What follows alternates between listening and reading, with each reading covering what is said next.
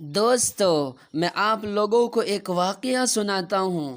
یہ واقعہ مزیدار بھی ہے اور دانش مندانہ بھی ہے۔ کہتے ہیں کسی ایک جگہ ایک شخص رہتا تھا جس کے 3 بیٹے تھے۔ اس شخص نے اپنے ان تینوں بیٹوں کے نام عبداللہ رکھے ہوئے تھے۔ دن گزرتے رہے حتیٰ کہ اسے مرض الموت نے آ لیا۔ اس نے اپنے تینوں بیٹوں کو بلا کر وصیت کی، عبداللہ کو وراثت ملے گی، عبداللہ کو وراثت نہیں ملے گی اور عبداللہ کو وراثت ملے گی۔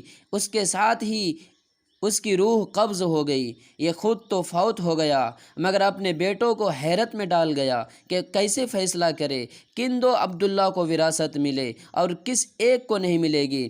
تینوں نے فیصلہ کیا کہ شہر جا کر قاضی سے اپنا مسئلہ بیان کرے اور اس سے کوئی حل مانگے۔ تینوں اپنے زاد راہ کے ساتھ شہر کے لیے عازم سفر ہوئے۔ راستے میں انہوں نے ایک ایسے شخص کو دیکھا جو اپنے کسی گمشدہ چیز کو تلاش کرتا پھرتا تھا۔ ان بھائیوں کے پوچھنے پر اس نے بتایا کہ اس کی اونٹنی گم ہو گئی ہے جسے وہ تلاش کرتا پھر رہا ہے۔ ایک عبداللہ نے پوچھا، کیا تیری اونٹنی ایک آنکھ سے کانی تھی؟ اس آدمی نے کہا، ہاں ہاں ایسا ہی تھا۔ دوسرے عبداللہ نے پوچھا، کیا تیری اونٹنی ایک ٹانگ سے لنگڑی تھی؟ تو اس آدمی نے جلدی سے کہا، بالکل صحیح، میری اونٹنی واقعی ایک ٹانگ سے لنگڑی تھی۔ تیسرے عبداللہ نے اونٹنی کے مالک سے پوچھا، کیا تیری اونٹنی کی ایک دم کٹی ہوئی تھی؟ تیسرے عبداللہ نے اونٹنی کے مالک سے پوچھا، کیا تیری اونٹنی کی دم کٹی ہوئی تھی؟ تو اس نے خوشی سے کہا، بالکل ٹھیک، میری اونٹنی کی دم بھی کٹی ہوئی تھی، بس اب جلدی سے بتا دو میری اونٹنی کہاں ہے؟ تینوں عبداللہ نے مل کر جواب دیا، اللہ کی قسم ہمیں آپ کی اونٹنی کے بارے میں کوئی علم نہیں، ہم نے اسے ہرگز نہیں دیکھا۔ اونٹنی کا مالک ان کی یہ بات سن کر غصے سے پاگل ہو گیا۔ اس نے فیصلہ کیا کہ ان تینوں کو کھینچ کر قاضی کے پاس لے جائے۔ اسے پورا یقین تھا کہ اس کی اونٹنی کو یہ تینوں ذبح کر کے کھا چکے اور اب اپنے جرم کو چھپانے کے لیے جھوٹ بول رہے ہیں۔ اونٹنی والے نے جب تینوں کو اپنا ارادہ بتایا تو انہوں نے کہا، ہمیں کوئی اعتراض نہیں کیونکہ ہم خود بھی قاضی کے پاس ہی جا رہے ہیں۔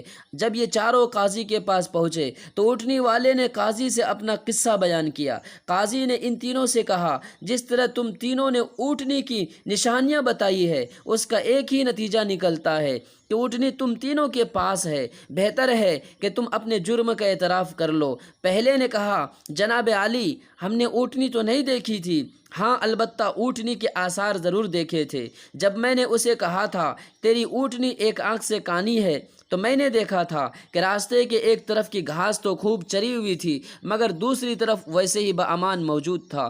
اس کا ایک ہی مطلب تھا کہ اس شخص کی اونٹنی ایک آنکھ سے کانی رہی ہوگی۔ دوسرے عبداللہ نے کہا، میں نے دیکھا تھا راستے میں تو 3 قدم گہرے لگے ہوئے ہیں جبکہ چوتھا قدم زمین پر معمولی پڑا ہوا تھا، جس کا مطلب بس اتنا ہی بنتا تھا کہ یہ جانور لنگڑا بھی تھا۔ تیسرے عبداللہ نے کہا، اونٹ جب راہ چلتے ہوئے اپنا گوبر گراتے ہیں تو دم سے ادھر ادھر بکھیرتے ہیں، جبکہ ہم جس راہ سے آئے تھے وہاں پر گوبر ایک ہی لائن میں سیدھا گرا ہوا تھا، جس کا ایک مطلب ہو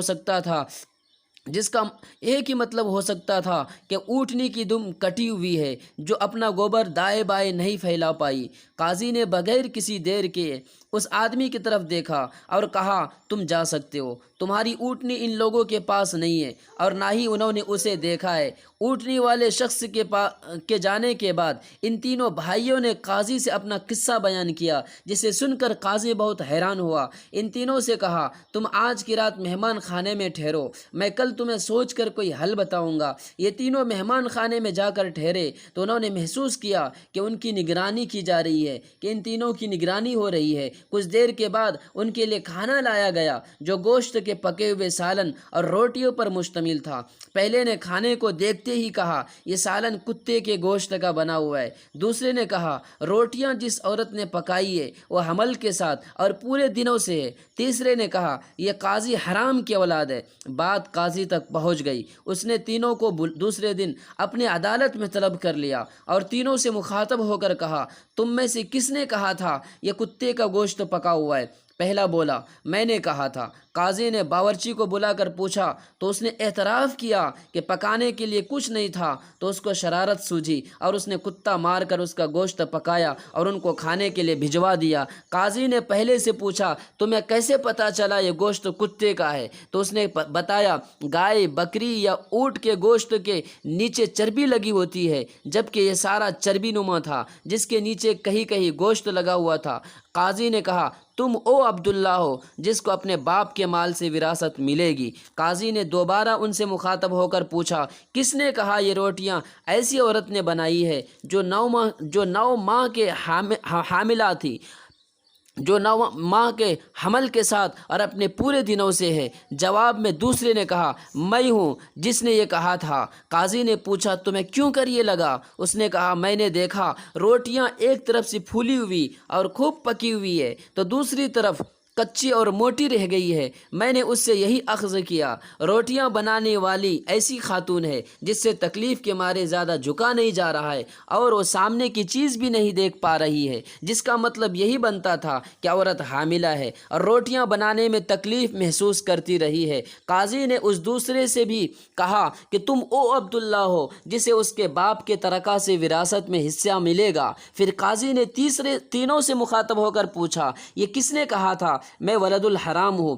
تیسرے نے جواب دیا یہ میں نے کہا تھا۔ قاضی اٹھ کر اندر گیا اور اپنی ماں سے پوچھا کیا یہ سچ ہے کہ وہ حرامی ہے؟ تو اس کی ماں نے کہا یہ سچ ہے کہ تم حرام کے ہو۔ قاضی واپس آ کر اس تیسرے عبداللہ سے پوچھا تمہیں کیوں کر معلوم ہوا کہ میں حرامی ہوں؟ تو اس نے جواب دیا اگر تم حلالی ہوتے تو مہمان خانے میں ہم پر نگرانہ مقرر کرتے، نہ ہی کتے کا گوشت پکوا کر ہمیں کھانے کے لیے بھجواتے اور نہ ہی کچی روٹیاں کسی مظلوم عورت سے بنوا کر ہمیں کھلواتے۔ قاضی نے اسے مخاطب کرتے ہوئے کہا کہ تم او عبداللہ ہو جسے اس کے باپ کے مال سے ورثہ نہیں ملے گا۔